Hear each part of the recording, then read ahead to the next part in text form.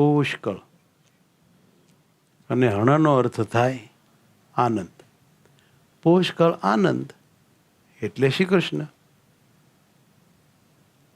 અનધિકાતિશય, જેનો કોઈ એન્ડ નહીં એવો જે મહાઆનંદ, એ જ કૃષ્ણ, એ જ પરમાત્મા, એ જ ભગવાન.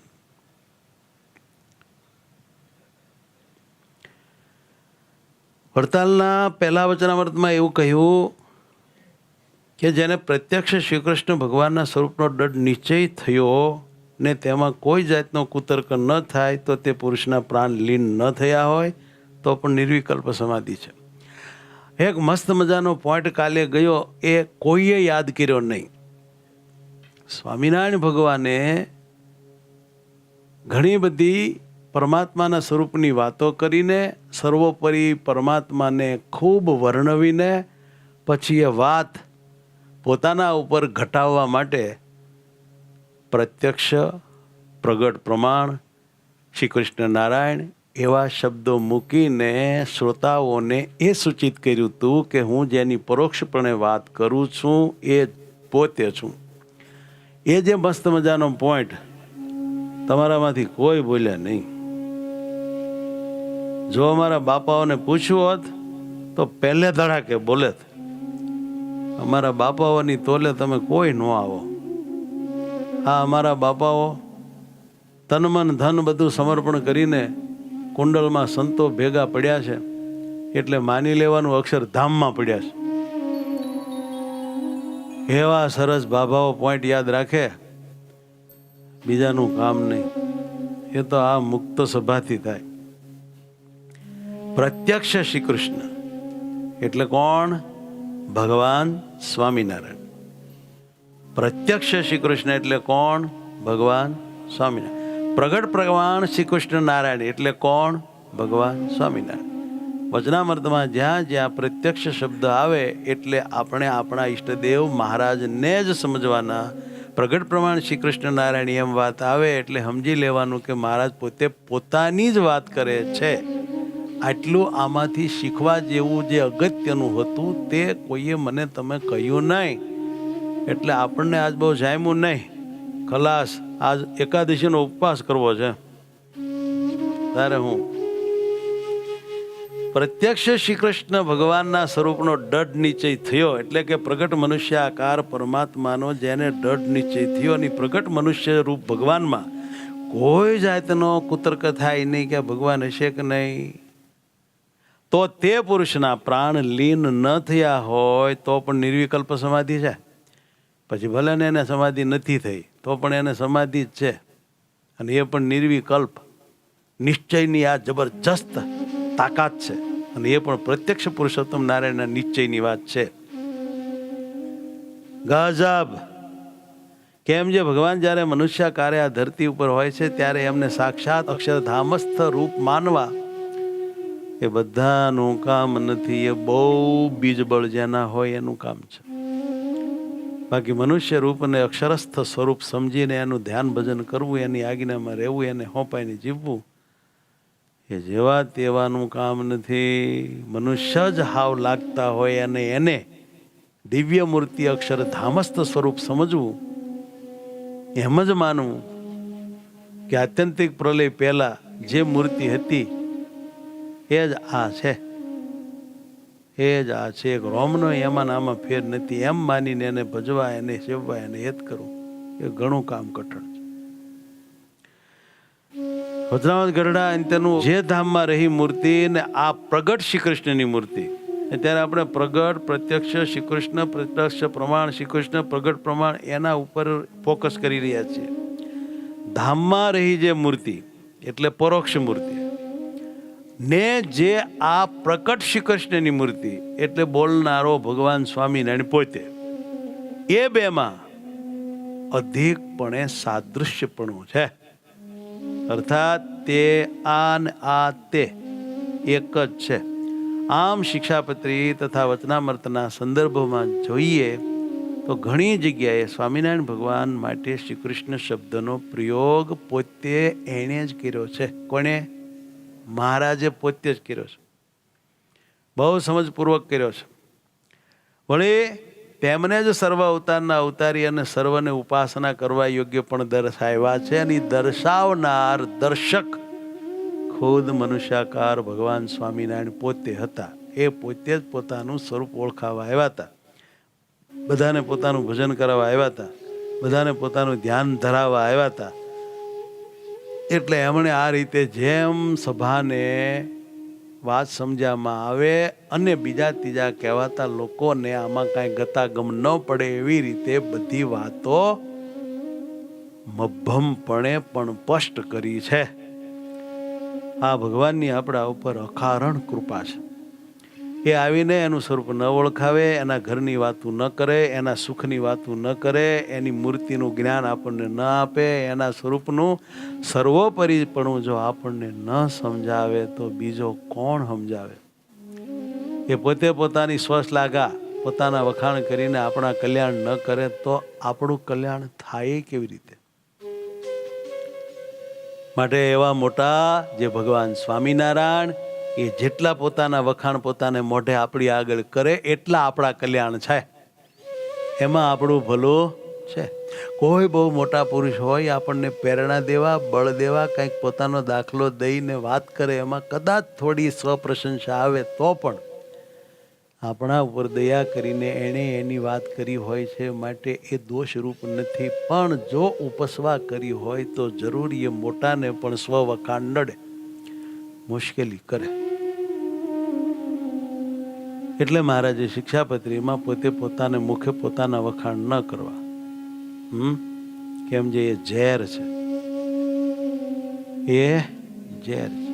આપણે મુખે આપણી નિંદા કરીએ ને એ તો અમૃત છે, પણ વખાણ કરીએ એ તો ઝેર છે, નુકસાન કરે છે. બીજાના વખાણ કરાય ને આપણે આપણી નિંદા કરાય. આ દુનિયા ઊંધું હાલે છે. પોતે પોતાના વખાણ કરે છે ને બીજાની નિંદા કરે છે. એવા જીવનું ક્યારેય સારું થતું નથી. વાલા ભક્તો, કદાચ કોઈને અહીં એવી શંકા થાય કે સ્વામિનારાયણ ભગવાન જ સર્વ અવતારના અવતારી છે તો પોતે જ પોતાનું સર્વોપરીપણું સ્પષ્ટ કેમ ન કહ્યું? તો વાલા ભક્તો, ઘણી જગ્યાએ કહ્યું છે, તેમ છતાંય બહુ નથી કહ્યું. બહુ હાવ ખુલ્લે ખુલ્લું પોતાનું સર્વોપરીપણું મહારાજે પોતાને મુખે કાંઈ બહુ કહ્યું નથી. એનો ઉત્તર આપતા હરિવાક્ય સુધા સિંધુ વચનામૃત લોયાના 14માની સેતુમાળા ટીકામાં આચાર્ય પ્રવર શ્રી રઘુવીરજી મહારાજ એવું કહે છે, અદ્યપિ સ્વયં બ્રહ્મપુરાધીશ અવતારી પુરુષોત્તમ અનંતાક્ષર મુક્તોપાસિત ચરણાબ્જ અસ્તિ તથાપિ નૃનાટ્ય શોભનાય ઇષ્ટદેવત્વેન શ્રીકૃષ્ણસ્ય સ્વેન સ્વીકૃતત્વાત તસ્ય સર્વાવતાર મહત્વાચ્ચ સ્વકીયમ પુરુષોત્તમત્વમ તત્ર આરોપ્ય ઉપાસના પ્રદર્શનાર્થમ આહ. આવું રઘુવીરજી મહારાજે સેતુમાલા ટીકામાં લખ્યું. એટલે કે ઉત્તર આપ્યો કે પોતે પોતાના મુખે બહુ એટલું બધું સર્વોપરીપણું કેમ કહ્યું નહીં? તો કે છે, જોકે સ્વામિનારાયણ ભગવાન સ્વયં અક્ષરધામના અધિપતિ સર્વાવતારી પુરુષોત્તમ નારાયણ છે અને અનંત અક્ષર મુક્તો એમના ચરણકમળની ઉપાસના કરે છે. કહેતા બ્રહ્મરૂપ એવા અક્ષર મુક્તોએ જેના ચરણ સદાને માટે ઉપાસ્ય છે, ઉપાસના કરવા જેવા છે, એવા એ સ્વામિનારાયણ ભગવાન છે. છતાં સ્વામિનારાયણ ભગવાને માનુષ્ય લીલા શોભાડવા માટે ઈષ્ટદેવ તરીકે પોતે શ્રી કૃષ્ણને સ્વીકાર્યા. મનુષ્ય લીલા શોભાડવા માટે પોતે સાધુ વેશમાં હતા, સહજાનંદ સ્વામી હતા, ત્યાગાશ્રમી હતા. એ દાસત્વ ને સંતત્વ શોભાડવા માટે શ્રી કૃષ્ણને ઈષ્ટદેવ તરીકે સ્વીકાર્યા. અને એમ શ્રી કૃષ્ણને ભગવાન તરીકે ઈષ્ટદેવ તરીકે સ્વીકાર્યા હોવાથી અને તે શ્રી કૃષ્ણ અવતાર સર્વે અવતારોમાં મોટા હોવાથી પોતાનું પુરુષોત્તમપણું એ શ્રી કૃષ્ણ ભગવાનમાં આરોપીને બીજાને ઉપાસના શીખવવા માટે એવી રીતે ભગવાને પરોક્ષપણે વાતો કરી છે. બહુ પોતાનું જ સર્વોપરીપણું પોતાને મુખે ગાયું નથી, પણ આમ આરોપણ કરીને હવને પોતાના સ્વરૂપની ઉપાસના કરવાની સૂચનાઓ તો બહુ વાર કરી છે, જે તમને મને બધાને સમજાય એવી વાત છે. સ શ્રી કૃષ્ણ પરમ બ્રહ્મ ભગવાન પુરુષોત્તમ.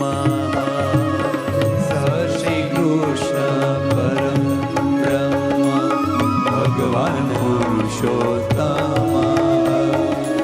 ઉપાસ્ય ઇષ્ટ દેવો નઃ, ઉપાસ ઇષ્ટ દેવો નઃ.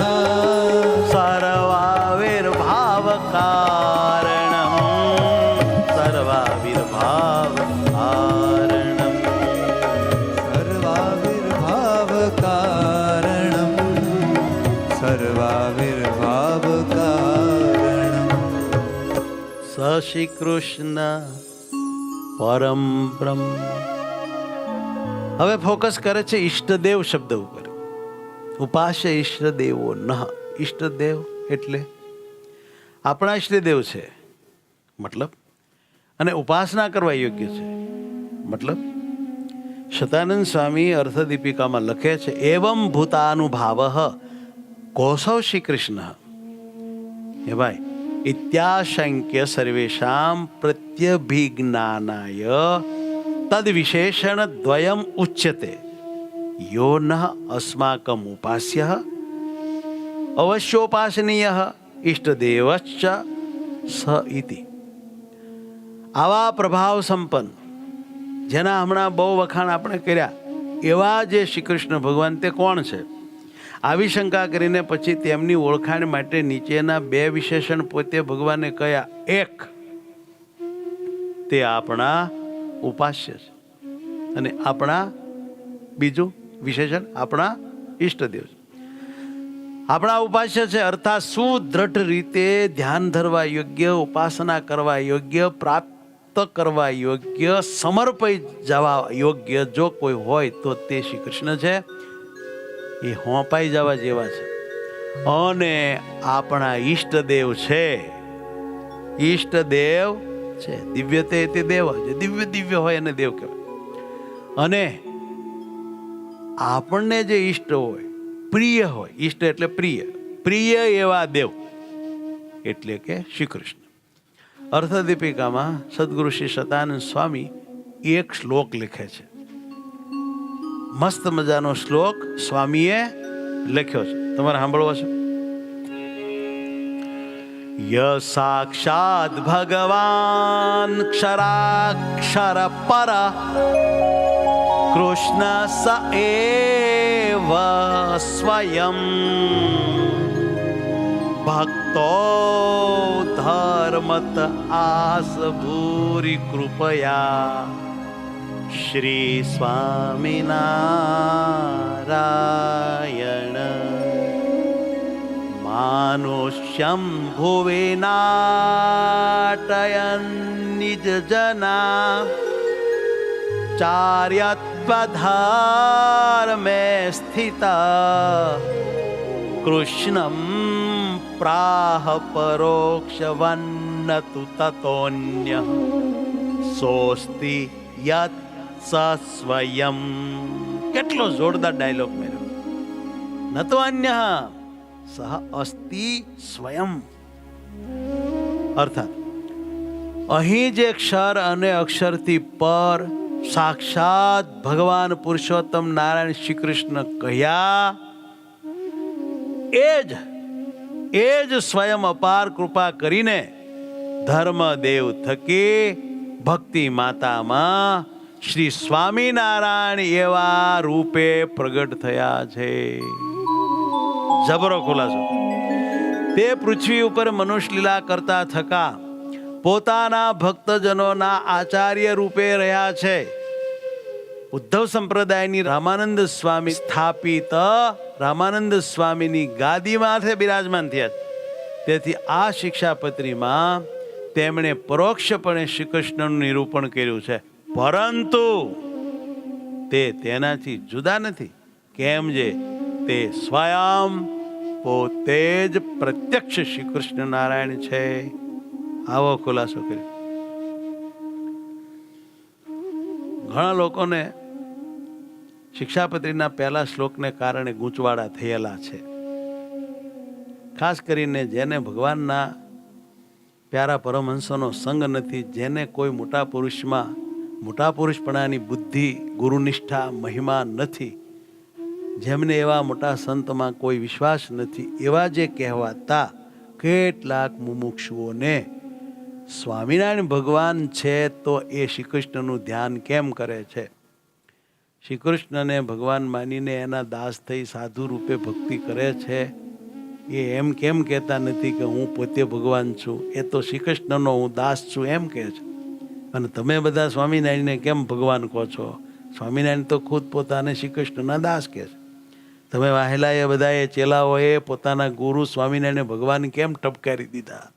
એવું ઘણા બચારાને ગૂંચવાણેલું છે અને એ હરખું થતું નથી.